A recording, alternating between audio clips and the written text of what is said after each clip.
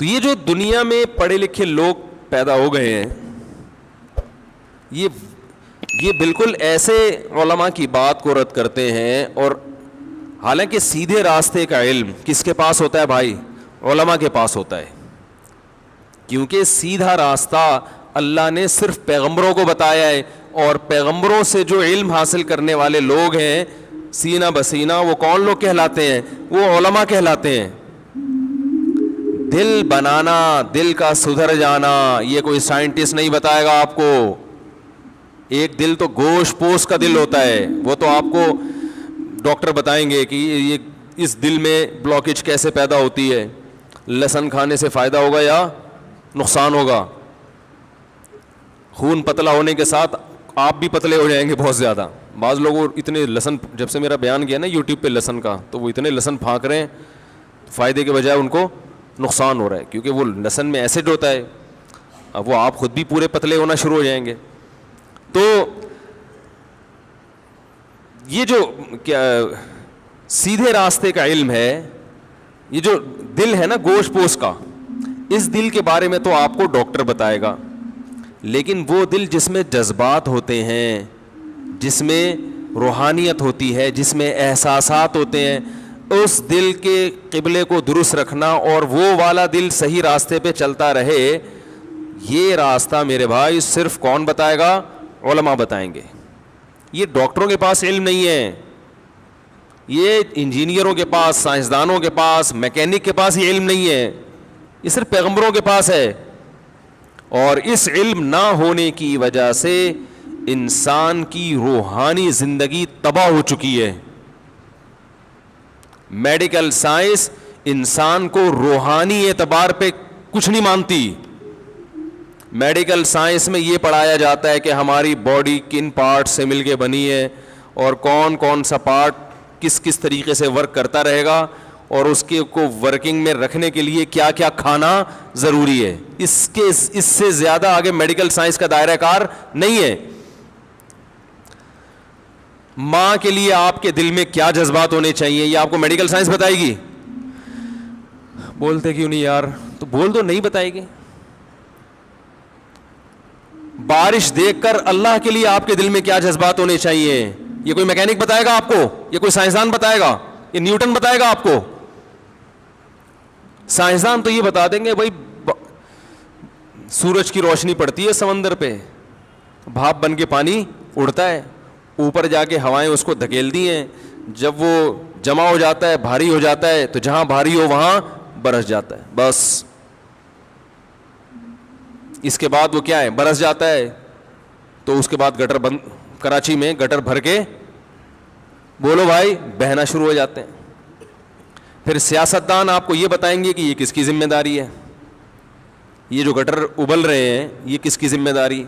یعنی بارش کا پورا پروسیس جو ہے نا, اس میں قرآن جس طرف ہماری توجہ دلاتا ہے وہ تو کوئی بھی بیان نہیں کرتا. سائنٹسٹ بتاتے ہیں کہ سمندر سے پانی اس پروسیس کے تحت اوپر جاتا ہے. سورج جو ہے نا پکا رہا ہے اس پانی کو, جیسے چولہے میں ہم پانی گرم کرتے ہیں, پانی کو پکا کے اوپر لے جاتا ہے.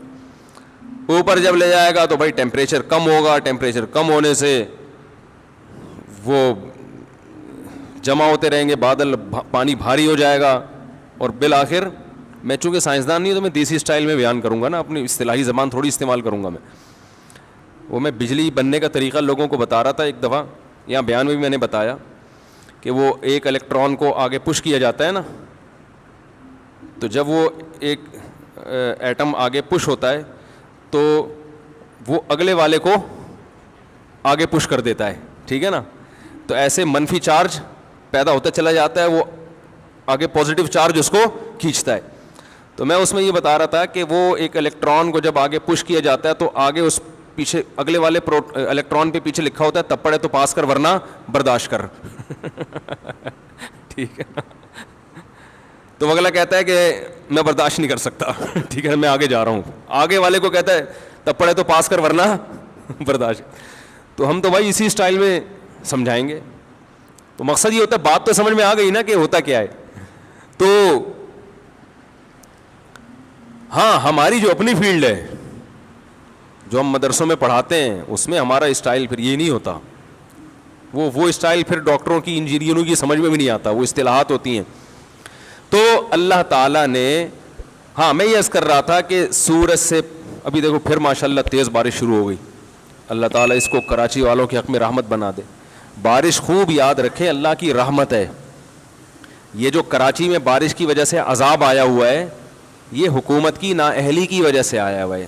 ابھی میں نے کراچی کے فضائل پر ایک بیان کیا, اس میں بعض لوگوں کے کمنٹس تھے کہ گٹر ابل رہے ہیں, کچرا کنڈی بنا ہوا ہے. تو بھائی یہ بنا ہوا نہیں ہے, بنایا گیا ہے, سمجھ رہے ہیں. اور اللہ کی رحمت ہے, بارش کی وجہ سے حکومت کی نااہلی بھی الحمدللہ سامنے آ رہی ہے. دیکھو پاکستان کا سب سے بڑا شہر, پاکستان کو سب سے زیادہ کھلانے پلانے والا شہر, اس شہر کا حال کیا کیا ہوا ہے. اور یہ بھی یاد رکھیں بارش سے جو نقصانات ہوتے ہیں, وہ نقصانات بارش نہ ہونے سے جو نقصانات ہو نا اس سے بہت کم ہوتے ہیں. بارش ہونے سے جو نقصانات ہیں, گٹر ابلیں گے, تھوڑی بہت بیماریاں پھیلیں گی, یہ کم ہے. لیکن جو نہ ہونے کا نقصان ہے وہ بہت خطرناک ہے.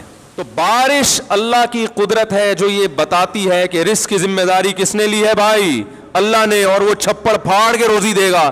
جب تک بارش برستی رہے گی ہماری ملیں چلتی رہیں گی اور ہمیں روزگار ملتا رہے گا. اگر اس میں کمی آ رہی ہے تو وہ حکمرانوں کی نااہلی کی وجہ سے ہوگی, وہ آبادی بڑھنے سے یا اللہ کی طرف سے رزق کی تنگی کی وجہ سے نہیں ہوگی. تو جب بھی اللہ کی کسی نعمت کو دیکھا کرو میرے بھائی, اللہ سے یہ دعا مانگا کرو, اے اللہ اس نعمت کے شکر کی توفیق دے دے, اس نعمت کے شکر کی توفیق دے دے. اور شکر کیا ہے نعمت کا؟ اللہ کی نافرمانی کے تصور سے بھی شرم آنے لگے. ہمارے حضرت فرمایا کرتے تھے کہ جب تک دل ایسا نہ بن جائے کہ گناہ کے تصور سے شرم آنا شروع ہو جائے, اس وقت تک وہ دل نہیں ہے. وہ صرف باڈی کے لحاظ سے دل ہے, وہ تو گدھے میں بھی ہوتا ہے. وہ دل جس میں احساسات ہوں, جذبات ہوں.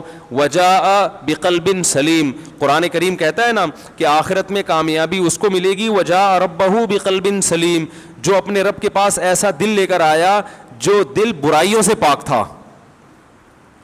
تو پتہ ہی چلا بھائی, ایک تو دل کولیسٹرول سے پاک کرنا جتنا ضروری ہے, برائیوں سے پاک کرنا اس سے بھی زیادہ ضروری ہے. اور یہ دل کی برائی ہے کیا؟ دل میں دنیا کی محبت پیدا ہو جائے, اللہ کی نعمتیں دیکھ کر بھی اللہ سے محبت نہ پیدا ہو, جذبات مر جائیں, احساس مر جائے. دیکھو ایک بات سنو, کوئی آپ پر احسان کرے صبح و شام, پھر وہ آپ کو ایک چھوٹا سا کام کہے, تو اگر آپ کا دل زندہ ہوگا تو آپ کو اس کام کا انکار کرتے ہوئے شرم آئے گی کہ نہیں آئے گی؟ بولو نا بھائی.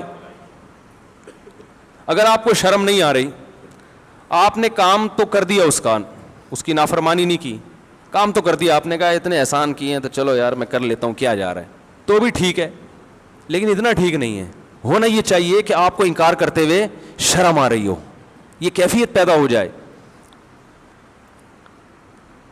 تو علماء کہتے ہیں, بزرگان دین کہتے ہیں کہ صرف اتنا کافی نہیں ہے کہ آپ گناہ چھوڑ دیں, زنا چھوڑ دیں, شراب چھوڑ دیں, نماز قضا کرنا چھوڑ دیں, والدین کو ستانا چھوڑ دیں, رشوت کھانا چھوڑ دیں, بد نظری چھوڑ دیں, انٹرنیٹ پر بیہودہ فلمیں, فحش چیزیں, ویب سائٹیں دیکھنا چھوڑ دیں, لڑکیوں سے حرام لذتیں حاصل کرنا چھوڑ دیں. صرف اتنا کافی نہیں ہے, بلکہ صحیح دل اس شخص کا ہوتا ہے کہ اسے جب پتہ چل جائے کہ بھائی اللہ نے اس چیز کو غلط قرار دیا ہے, تو اسے وہ کام کرتے ہوئے شرم آئے. کرتے ہوئے نہیں, تصور, کیونکہ کرتے ہوئے تو کرنا تو شروع کر دیا اس نے, تصور سے شرم آئے, بھئی کیسے کر لیتے ہو. یوسف علیہ الصلاۃ والسلام کو جب عزیز مصر کی بیوی نے بند کمرے میں زنا کی دعوت دی, جوان ہے, جوان خوبصورت, اور بادشاہ کی بیوی بھی کوئی کم خوبصورت نہیں ہوگی, اور مصر کا حسن تو ویسے ہی مشہور ہے, مصر میں تھی, کوئی روک ٹوک نہیں ہے, نہ بدنامی کا خطرہ. عورت جب خود دعوت دے رہی ہو تو منع کرنے میں بدنامی کا خطرہ ہوتا ہے, کیونکہ اس طرح کی عورتیں الٹا بلی کس پہ ڈال دیتی ہیں؟ مرد پہ ڈال دیتی ہیں, بدنام کر دیتی ہیں, اور لوگ اس قسم کی باتوں میں عورت کی بات کو شوق سے سنتے ہیں. تو تمام راستے زنا کے آسان ہو چکے ہیں. بدنامی کا ڈر بھی نہیں ہے, بلکہ انکار کرنے میں بدنامی کا ڈر ہے, اور ہوئے بھی. انکار کرنے میں جیل جانے کا خوف ہے, اور چلے بھی گئے. لیکن ان سب باتوں کے باوجود کیا کہہ رہے ہیں؟ معاذ اللہ انہ ربی احسن مثوایا, اللہ کی پناہ, وہ میرا رب ہے جس نے مجھے اتنا بہترین ٹھکانہ عطا کیا. مجھے تو میرے بھائی کنویں میں ڈال کے چلے گئے تھے, میں تو کوئی پرسان حال نہیں تھا, میرے رب نے مصر کے محلات میں پہنچا دیا. اب میں اس رب کی نافرمانی کیسے کروں؟ تو تصور سے شرم آ رہی ہے نا ان کو. حالانکہ یہاں شیطان بہکا سکتا تھا کہ آپ تو مسافر ہیں, آپ پر تو بڑی آزمائشیں آئی ہیں, بھائیوں نے کنویں میں ڈال دیا تھا, تو میں تو ویسے ہی اتنی ٹینشن میں ہوں, باپ سے بچھڑا ہوا, میں ٹینشن ریلیز کرنے کے لیے اگر اس برائی میں وقتی طور پہ پڑ جاؤں تو پھر کیا حرج ہے اس میں. شیطان یہ ساری پٹیاں پڑھا دیتا ہے, اور انہی پٹیوں کی وجہ سے انسان گناہ کرتا ہے. وہ اللہ کی نعمت کے پہلو کو دیکھ رہے ہیں کہ کنویں میں بہت سے لوگ گرے ہیں, نکلے نہیں ہیں, میرے رب نے مجھے, بولو نا یار کیا ہو گیا, نکالا ہے. پھر اب یہ منفی پہلو تو یہ کہ بازاروں میں بکاؤں غلاموں کی طرح, پیغمبر کی اولاد, اور بک رہا ہوں کہاں؟ بازاروں میں. یہ نیگیٹو پہلو تھا نا. شیطان یہاں بہکاتا ہے, ہم جیسے ہوتے تو شیطان بہکاتا کہ یار ہم تو بازاروں میں بکیں, کوئی ہماری عزت ہے, آج چلو ایک موقع مل رہا ہے تو اپنی ٹینشن تو تھوڑی دور کرو نا. اور وہ بھی انکار کرنے میں کتنی آزمائشیں ہیں. لیکن نہیں, بازاروں میں بکنے کا تذکرہ نہیں آ رہا, بلکہ میرے رب نے ایک شخص جو بطور غلام کے بازاروں میں بکا ہے, اس کو ٹھکانہ بادشاہ کے محل میں دے دیا. سمجھ رہے ہو؟ اپنی تھنکنگ کو انسان پازیٹیو کرے نا تو ہر نیگیٹو میں پازیٹیوٹی نظر آتی ہے, اور سوچ ہی کم بخت کی غلط ہو تو ہر مثبت چیز میں بھی منفی پہلو. اور یہ ہو رہا ہے لوگوں کے ساتھ. کوئی مالی نقصان ہو جائے, ہائے میرے یہ ہو گیا, ہائے میں تو مر گیا, پتہ نہیں میرے ساتھ ہی کیوں ہے. میں ان سے کہتا ہوں روٹی کھانے کو مل رہی ہے؟ ہاں مل رہی ہے. میں نے کہا بہت سے لوگوں کا ایسا نقصان ہوا روٹی سے بھی گئے, تو آپ پر اللہ کا بڑا فضل ہے, اب ضرورت کی ملے گی تو کولیسٹرول پیدا نہیں ہوگا انشاءاللہ. حقیقت ہے. ایک صاحب کی ٹانگ ٹوٹ گئی ایکسیڈنٹ میں, پریشان. میں نے کہا بہت سو کی دونوں ٹوٹی ہیں, ایکسیڈنٹ تو بہت سے لوگوں کے ہوئے ہیں, دونوں ٹوٹی ہیں, شکر کرو ایک باقی رکھی. تو یہ نہ سوچا کرو ایک ٹانگ ٹوٹ گئی, بولو اللہ نے ایک سلامت رکھی, کم از کم بیساگی سے تو چل سکتا ہوں. اور جس کی دونوں ٹوٹ گئی وہ کیا سوچے گا؟ ہاتھ باقی ہیں, ٹھیک ہے نا, زندگی باقی ہے. جو منفی سوچ رکھنے والا آدمی وہ کبھی بھی خوش نہیں رہتا, اور اللہ بھی خوش نہیں ہوتے اس سے. رسول اللہ صلی اللہ علیہ وسلم نے فرمایا, اللہ تعالیٰ کا ارشاد ہے, انا عند ظن عبدی بی, کہ بندہ میرے بارے میں جیسا گمان رکھتا ہے میں اس کے ساتھ ویسا ہی معاملہ رکھتا ہوں. وہ اگر سمجھتا ہے اللہ میرے ساتھ غلط کر رہا ہے تو پھر تمہارے ساتھ غلط ہی ہوگا, اور اگر تم سمجھتے ہو اللہ میرے ساتھ اچھا کر رہا ہے تو اس غلط میں بھی اچھا ہو جائے گا, اللہ اس میں برکت رکھ دے گا. تو یوسف علیہ الصلوۃ والسلام کیا کہہ رہے ہیں کہ میرے رب نے مجھے ایسا ٹھکانہ دے دیا, معاذ اللہ, اللہ کی پناہ, احسن مثوایا, ایسا بہترین ٹھکانہ دیا. حالانکہ وہ جھونپڑی میں بھی رہتے تو یہی کہتے, لیکن جو جو نعمتیں ملی ہیں ان کو کیا کر رہے ہیں؟ ہائی لائٹ کر رہے ہیں ان کو. انہ ربی احسن مثوایا. اللہ کو آپ کا یہ جملہ کتنا پسند آیا, کتنا پسند آیا. اللہ فرماتے ہیں ہم نے یوسف کو برائی سے بچایا, کذالک لنصرف عنہ السوء والفحشاء, اس طرح ایسا ہوا تاکہ ہم ان کو برائی سے ہم نے ان کو پھیر دیا, اس لیے کہ وہ ہمارے مخلص بندوں میں سے تھے. تو انسان جب کوشش کرتا ہے تو اللہ کی مدد بھی اس کے ساتھ شامل ہوتی ہے.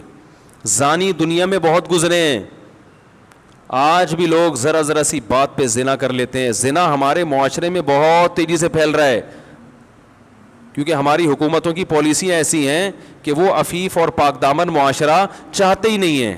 ابھی جو گورنر نے قانون پاس کیا تھا نا عبایا کا اسکولوں میں, ہمارے ایک استاد سے اس گورنر صاحب کی بات ہوئی, انہوں نے بتایا کہ وہ گورنر کہہ رہا ہے میں اکیلا لڑ رہا ہوں اور میرا ساتھ دینے والا ایک آدمی بھی نہیں ہے. ظاہر ہے بیچارے کو ہتھیار ڈالنے پڑے, سب لوگوں نے مخالفت کی, جتنے بھی ہمارے حکومت میں نمائندے بیٹھے ہوئے ہیں سب نے عبایا کی مخالفت کی. تمہارا کیا جا رہا تھا یار, اگر وہ بچیاں عبایا پہن لیں تمہیں کیا تکلیف ہو رہی ہے اس سے؟ وہ گورنر یہاں تک بیچارہ اتنے پریشان ہوئے, وہ گورنر صاحب وہ کہنے لگے کہ میں نے ارادہ کیا میں استعفیٰ دے دیتا ہوں. ایک عبایا کا قانون جس میں نہ کوئی دیوبندی, بریلوی, اہل حدیث کوئی اختلاف نہیں ہے, شیعہ بھی مانتے ہیں, سب مانتے ہیں, اور ساری دنیا مانتی ہے کہ پاکستان اسلام کے نام پہ وجود میں آیا ہے. اگر قائد اعظم رحمہ اللہ تعالی اس وقت اسلام کا نام استعمال نہ کرتے پاکستان وجود میں نہ آتا. تو یہ ناشکری ہے یا نہیں ہے کہ اللہ نے جب آپ کو ایک نعمت دے دی, آپ کو ایک کنٹری دے دیا, اللہ نے اپنا کام کر دیا, اور آپ اللہ نے جو آپ کی ذمہ داری لگائی تھی آپ وہ پورا کرنے کے لیے تیار نہیں ہیں. ایک قانون پاس ہونے کے بعد ختم ہو رہا ہے, تو بس زلزلے نہیں آئیں گے تو کیا آئے گا میرے بھائی؟ تباہی نہیں آئے گی تو غربت, مہنگائی. دیکھو مسلم کنٹریز کو غیر مسلم پر قیاس مت کرو, ان کی کامیابی کے اصول کچھ اور ہیں, ہماری کامیابی کے اصول کچھ اور ہیں. بنی اسرائیل پیغمبروں کو مانتے تھے, جب انہوں نے پیغمبروں کی نافرمانی کی اللہ نے غلام بنا دیا, اور فرعون پیغمبروں کو شروع سے ہی نہیں مانتا تھا, اس کو اللہ نے حکومت دے دی تھی. وہ تو پہلے سے نافرمان تھا, مگر پھر بھی مصر میں فرعون کو ایک تھوڑی تھا, فرعون تو بہت سارے تھے, انہیں کی حکومت تھی. حالانکہ وہ تو بنی اسرائیل سے بڑا نافرمان تھا, وہ تو کہتا تھا میں رب ہوں, پھر بھی اللہ نے فرعون کو حکومت دی. اور بنی اسرائیل جو اللہ کو مانتے ہیں مگر اللہ کی نافرمانی کرتے ہیں, اللہ نے ان کو کیا بنا دیا؟ غلام بنا دیا. پھر جب بنی اسرائیل موسیٰ علیہ السلام کی دعوت پر لبیک کہتے ہیں اور پھر شریعت کو فالو کرتے ہیں, پھر اللہ انہیں دوبارہ فرعون پر حکومت عطا کرتے ہیں. کافر کتنا بھی اللہ کا نافرمان بن جائے, کیسا باغی بن جائے, وہ دنیا میں کامیاب ہو سکتا ہے, مسلمان خدا کی قسم کامیاب نہیں ہو سکتا, ذلیل در ذلیل در ذلیل ہوتا رہے گا. ہمارے لبرل حکمران سمجھتے ہیں کہ ہم عبایا کا قانون ختم کر کے, کو ایجوکیشن کو بحال کر کے, ملک میں اس طرح کا ماحول پیدا کر کے جو بڑی طاقتیں ان کو خوش کر لیں گے, ان سے قرضے مل جائیں گے اور ملک ترقی کرے گا. نہیں کرے گا, آپ کا تشخص ختم ہو جائے گا, آپ دنیا میں ذلیل سمجھے جاؤ گے, غلام سمجھے جاؤ گے. دنیا کہے گی نہ یہ ادھر کے ہیں اور نہ ادھر کے. دیکھو مسلمان کتنا مرضی بے حیا ہو جائے, وہ اس میں کافروں کا مقابلہ نہیں کر سکتا. لوگ مجھ سے میرے تو ہر قسم کے طبقے کے ساتھ بیٹھنا ہوتا ہے نا, اکثر لوگ مجھے کہتے ہیں, ہمارے جو دوست احباب ہیں نا, کہتے ہیں یار یہ پاکستان فلمیں بناتا ہے ویسی بنتی نہیں ہے. ہمارے ایک سنگر سے کچھ دن پہلے ملاقات ہوئی, غریب, تو میں نے کسی دوست سے پوچھا, میں نے کہا یہ تو سنگر ہے بھائی, اس کو تو پیسہ ہونا چاہیے. انہوں نے کہا پاکستان کے سنگروں کے پاس پیسہ, بولو بھائی, نہیں ہوتا. یہ اس طرح سے ناچ ہی نہیں سکتے جیسے ہندو ناچتے ہیں, یہ اس طرح کی فلمیں بنا ہی نہیں سکتے جیسی. تو میں نے کہا بھائی وہ بے حیائی کی وجہ سے اگر ان کو ترقی ہو رہی ہے تو یہ بھی کہہ رہی ہے یہ وہ اس اسٹائل میں بے حیائی بھی نہیں پھیلا سکتے, پکڑے جاتے ہیں. تو میں نے کہا دیکھو یہ اس کی علامت ہے کہ مسلمان ہے نا, وہ کتنا بھی ان جیسا بننے کی کوشش کرے گا وہ بنتا نہیں ہے, ان جیسا ناچ ہی نہیں سکتا, کیونکہ ناچنا کوئی پسندیدہ کام تھوڑی ہے. بتاؤ کوئی صدر یا وزیر اعظم اگر ناچے اچھا لگے گا؟ پتہ چلا ناچنا انسانی وقار کے خلاف ہے. تو جو چیز وقار کے خلاف ہے اس میں کافر ہم سے زیادہ اچھا ہے. ان کے یہاں مائیکل جیکسن بھی پیدا ہوگا, ان کے یہاں اس جیسے ڈانسر پیدا ہوں گے, ہمارے یہاں بڑے مشکل ہیں, کیونکہ وہ اس طرح ہو تھوڑا سا ایک غیرت کا رہے گا نا, وہ تو وہ وہاں تک نہیں پہنچ سکتے بھائی. آپ ان چیزوں میں بہت مشکل ہے سمجھانا. آپ جتنی بھی کوشش کر لو تو چھوڑ دو ان کو, بولو یہ ناچنا گانا آپ میراثی ڈھولکی آپ اچھے ہو, آپ ڈیفنس کی لائن میں محنت کرو, آپ ایجوکیشن پہ محنت کرو. ہم نہیں ہو سکتے ویسے. تو اللہ نے ایک حدود رکھی ہے نا, ایک پردہ رکھا ہوا ہے. دیکھو اسلامی ملکوں میں بھی بہت ساری ملکوں میں بے حیائی پھیلی ہے, لیکن پھر بھی وہ یورپ کا مقابلہ نہیں کر سکے. ترکی بڑا لبرل کنٹری ہے, اور ایک تقریباً 100 سال سے لبرل بنانے کی ان کے حکمرانوں نے پوری ایڑی چوٹی کا زور لگا دیا کہ ترکی کی گورنمنٹ کو, ترکی کی جو حکومت ہے یا ترکی کی جو کنٹری ہے اس کو بالکل یورپ جیسا بنا دو, مگر اب بھی یورپ جیسا نہیں بنا سکے, کیونکہ وہ کلمہ گو مسلمان ہے, اسلام کے اثرات ہیں ان کی نسلوں میں. بہت بے حیائی پھیلی ترکی میں, مگر پھر بھی یورپ جیسے نہیں بن سکے. ایک لاشعوری طور پر نا ان میں حیا ٹرانسفر ہوئی ہے. تو آپ میرے بھائی جس ترقی میں ان کا مقابلہ کرنا چاہتے ہو, جس قسم کی ترقی میں جو لبرلزم والی ترقی ہے, آپ ان کے برابر نہیں پہنچ سکتے. وہ اپنے ملکوں میں ان کو یہ چیزیں آپ سے زیادہ اچھی نظر آتی ہیں. آپ ان جیسے نائٹ کلب نہیں بنا سکتے. تو آپ حیا کو فروغ دو تاکہ وہ کمپیئر کریں کہ یار ہمارے معاشرے میں دیکھو اور ان کے معاشرے میں دیکھو, ہمارے اسکول کی بچیوں کو دیکھو کیسی بے شرم ہوتی ہے, اور مسلمان ملکوں کے اسکول کی بچیوں کو دیکھو اسکارف لے کے بیٹھی ہوئی ہیں. اس طرح سے تو شاید آپ کا کوئی تشخص برقرار ہو جائے اور آپ کو کچھ لوگ ان میں سلوٹ کرنا شروع کر دیں, ورنہ آپ نہ ادھر کے رہو گے اور نہ ادھر کے رہو گے. وہ کہتے ہیں نا کوا چلا ہنس کی چال اپنی بھی بھول گیا. تو چھوڑ دو اس چیز میں, آپ کو عزت نہیں ملے گی. عرب کنٹریز کا بھی یہی حال ہے, بے حیائی کو پھیلا دیا تو کیا ان عربوں کی عزت ہو رہی ہے دنیا میں؟ مجھے یاد ہے ہم بچپن میں کتابیں پڑھا کرتے تھے, کوئی گورا عرب کنٹری میں وزٹ کر کے آتا جہاں اسلام نافذ ہے, خوش ہو کے جاتا. میں نے ایک بچپن میں ایک واقعہ پڑھا تھا کہ عرب جو میاں بیوی تھے نا, وہ سعودی عرب گئے, انہوں نے اسلام قبول کر لیا, بہت پرانی بات ہے. پھر جب وہ اپنے ملک میں گئے تو انہوں نے کتاب لکھی, اپنا واقعہ لکھا, کمپیئر کیا کہ کیسے حیا کے نظام سے نکل کر ہم بے حیائی میں آ رہے ہیں, اور وہاں کتنا اچھا فیل کرتے تھے. بھائی بے حیائی ایسی چیز ہے ایک وقت تک اچھی لگتی ہے, اس کے بعد انسان کو یہ اچھی نہیں لگتی. حیا اچھی لگتی ہے انسان کو. آپ اپنے ملکوں میں اگر بے حیائی پھیلاؤ, یہ پرانے سعودی عرب کی بات کر رہا ہوں, اب بھی بہت ملکوں سے بہت بہتر ہے, لیکن جا اسی ٹریک کی طرف رہا ہے جہاں ساری دنیا جا رہی ہے. تو وہ ان چیزوں سے آپ سے متاثر نہیں ہوں گے, کہ ہمارے ملکوں میں یہ تم سے زیادہ ہیں, تم کہاں تک پہنچو گے. حیا کے نظام کو آپ فروغ دو تو وہ آپ کو سلوٹ کریں گے, کہیں گے ہمارے ہاں سب کچھ ہے, یہ نہیں ہے. تعلیم بھی ان کے ہاں بہت ہے. تو آپ نے ایک چیز آپ کا ترہ امتیاز تھی, ایک چیز آپ کے لیے قابل فخر تھی.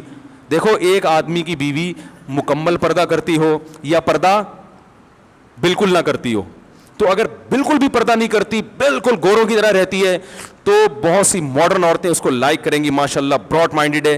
دیندار عورتیں پسند نہیں کریں گی. ایسا ہی ہوگا نا. اور ایک خاتون بہت زبردست پردہ کرتی ہے, تو ماڈرن عورتیں ممکن ہے کچھ اعتراض کریں, لیکن دیندار خواتین اس کو لائک کریں گی. لیکن جو بیچ کی خاتون ہے اسے نہ پردے والی پسند کریں گی اور نہ, بولو بھائی, ماڈرن عورتیں. ماڈرن عورتیں اس پہ اعتراض کریں گی, باہر نکلتے ہوئے عبایا لیتی ہے اور جو پردے دار ہے کہیں گی باہر جب نکلتی ہے تو چہرہ تو تمہارا کھلا ہوا ہوتا ہے, تم جوان ہو اور چہرہ کھول کے گھوم رہی ہو, مردوں سے بات چیت کر رہی ہو, تو ادھر ہو جاؤ یا ادھر ہو جاؤ. تو بیچ کا کسی کو بھی اچھا نہیں لگتا. تو اللہ تعالیٰ نے بھی میرے بھائی یہ نعمتیں ہمیں دی ہیں, اللہ نے اصول اور ضابطہ بیان کر دیا کہ تم بنی اسرائیل کی طرح ہو, پیغمبروں پر تمہارا ایمان ہے, تم اگر اپنی ذمہ داری پوری نہیں کرو گے, اللہ کی نافرمانی سے نہیں بچو گے, اللہ تمہیں تباہ و برباد کر دے گا, جیسے کہ ہو رہے ہیں, ہم بھوکے ننگے ہوتے جا رہے ہیں. اللہ سے دعا ہے کہ یہ جو نعمتیں اللہ نے ہمیں دی ہیں, اللہ ان نعمتوں کا استحضار نصیب فرمائے, اور ان نعمتوں کو دیکھ کر ہمیں اپنی یاد نصیب فرمائے. ہمارے حضرت مفتی رشید احمد صاحب رحمہ اللہ تعالی جب بارش ہوتی تھی بہت جذبات میں آتے تھے اور بہت دعائیں مانگا کرتے تھے کہ اے اللہ اس نعمت کا ہمیں شکر کی توفیق دے دے, اور فرماتے تھے میرے دل میں اللہ کی محبت کے جذبات بھڑکنے لگتے ہیں جب میں بارش دیکھتا ہوں کہ میرا رب سخاوت دکھا رہا ہے اپنی, اور اپنی رحمت کا اظہار کر رہا ہے. کیسے زمین آباد ہو جاتی ہے. اور اتنی بڑی رحمت, رسول اللہ صلی اللہ علیہ وسلم کے پاس ایک صحابی آئے گاؤں سے, یا رسول اللہ قحط پڑ گیا ہے, بارش بند ہو گئی ہے, جانور ہلاک ہو رہے ہیں. آپ صلی اللہ علیہ وسلم نے دعا کی اور بارش کی دعا کی, اتنی بارش ہوئی ہے 3 دن تک برستی رہی ہے. وہ صحابی دوبارہ آئے, یا رسول اللہ کھیتیاں ہلاک ہو رہی ہیں, جانور ہلاک ہو رہے ہیں. آپ صلی اللہ علیہ وسلم کے الفاظ دیکھیں, آپ نے فرمایا اللہم حوالینا لا علینا. یہ نہیں فرمایا کہ اللہ اس بارش کو بند کر دے, یہ تو رحمت ہے, اے اللہ اس کو ہمارے اطراف کی طرف لے جا, ہم پر نہیں بلکہ ہمارے شہر کی سے آبادی سے دور اطراف کی طرف لے جا. علماء نے لکھا ہے اس سے صاف پتہ چلتا ہے کہ رسول اللہ صلی اللہ علیہ وسلم نے بارش کے بند کرنے کی دعا نہیں مانگی, کیونکہ قرآن بہت تذکرہ کر رہا ہے اس کا.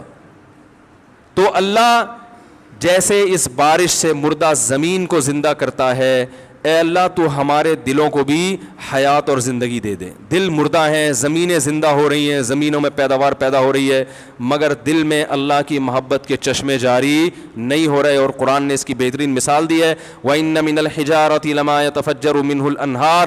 فرمایا کہ او اشد خشیہ، کہ ان کے دل پتھر سے بھی زیادہ سخت ہو چکے ہیں. پھر فرمایا پتھروں میں بھی تین قسم کے پتھر ہوتے ہیں کہ وَإِنَّ مِنَ الْحِجَارَةِ لَمَا يَهْبِطُ مِنْ خَشْيَةِ اللَّهِ، کہ بعض پتھر ایسے ہوتے ہیں جو پہاڑوں سے لڑک جاتے ہیں، یہ لڑکنے کے لیے بھی تیار نہیں ہے، اپنی جگہ پہ جامد ہوئے ہوئے.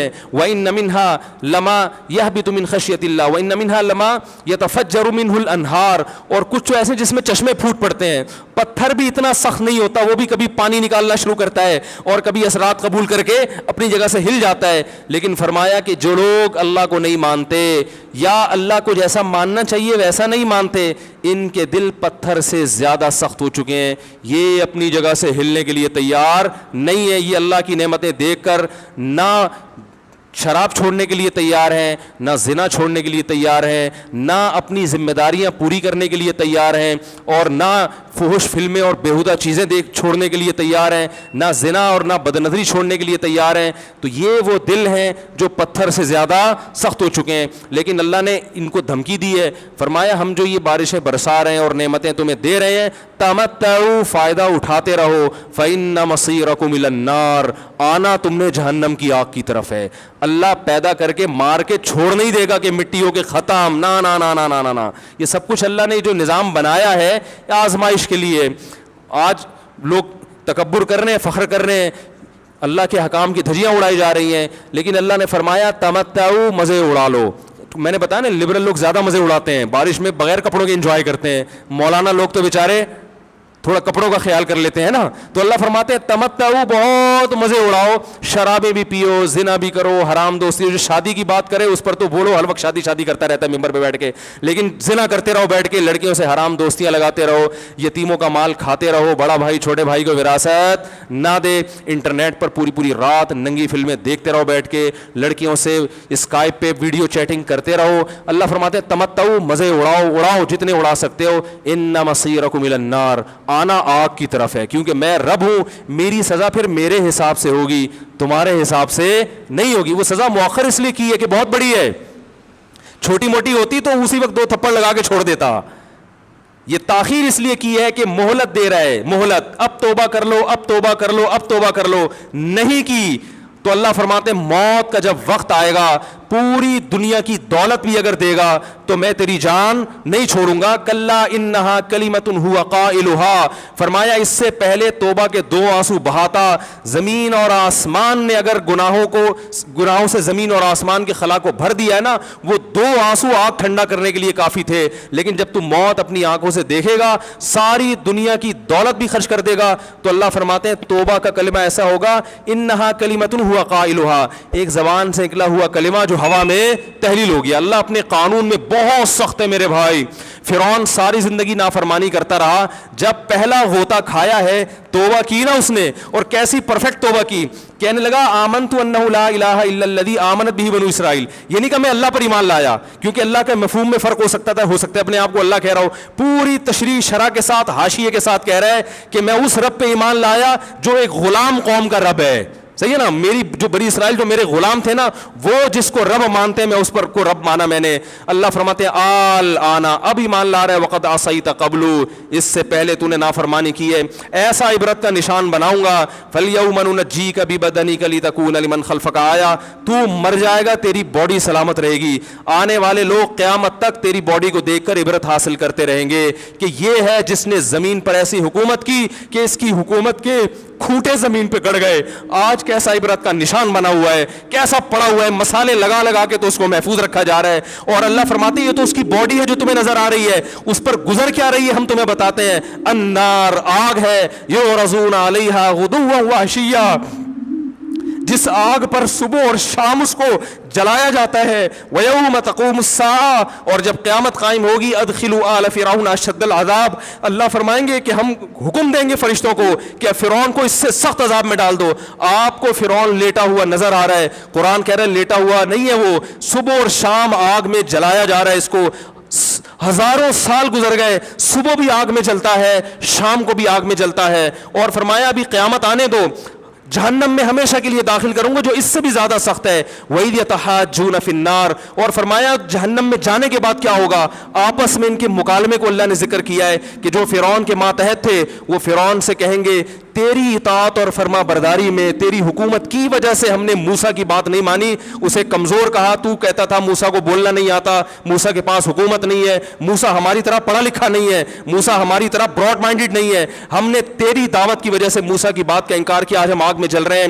فَهَلْ أَنْتُمْ مُغْنُونَ عَنَّا نَصِيبًا مِّنَ النَّارِ کیا ایک دن کے لیے تو ہم سے آگ کو دور کر سکتے ہو. تو وہ کہے گا کہ میں خود اس جہنم کی آگ میں جل رہا ہوں, میں تم سے آگ کو دور نہیں کر سکتا. اللہ فرماتے ہیں سب مل کے جہنم کے داروغ کے پاس جائیں گے. وقال الذین فی النار لخزنۃ جہنم ادعوا ربکم کہ فرشتوں سے کہیں گے تم اللہ سے دعا کرو کہ کچھ عذاب میں تخفیف ہو جائے, کچھ مہلت مل جائے.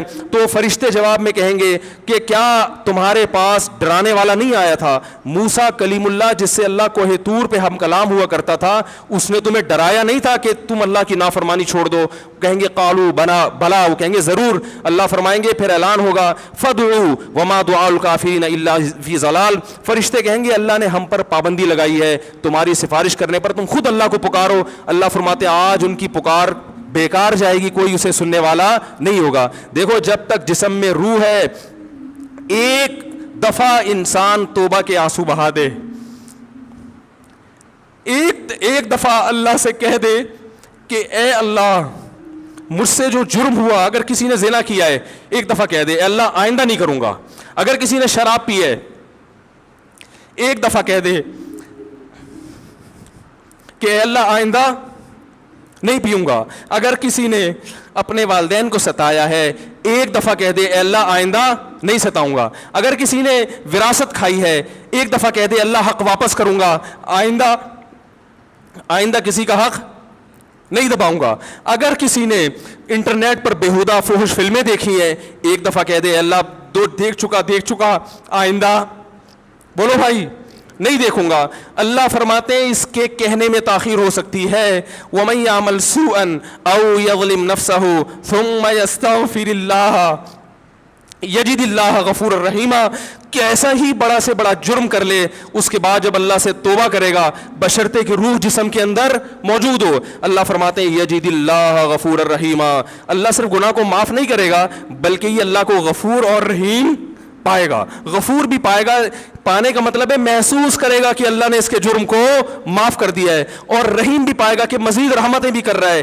یہ اس وقت تک اللہ کی طرف سے بھائی پیکیج ہے جب تک روح جسم کے اندر موجود ہے, کیونکہ غیب کا معاملہ ہے. جب اس روح اور جسم کا رشتہ کمزور ہو گیا ایڑیاں رگڑتے رہو گے لیکن اللہ توبہ قبول کرنے کے لیے تیار نہیں ہوگا. اللہ سے دعا ہے کہ اللہ ہمیں اس وقت کے آنے سے پہلے سدھرنے کی توفیق عطا فرمائے, اور اس بے حیائی کا جو طوفان ہمارے معاشرے میں پھیلا ہوا ہے اللہ اس بے حیائی کے طوفان سے ہمیں بھی اور اپنے اہل و عیال اور اپنی اولادوں کو بھی بچنے کی توفیق عطا فرمائے. سبحانک اللہم و بحمدک نشہد ان لا الہ الا انت نستغفرک و نتوب الیک.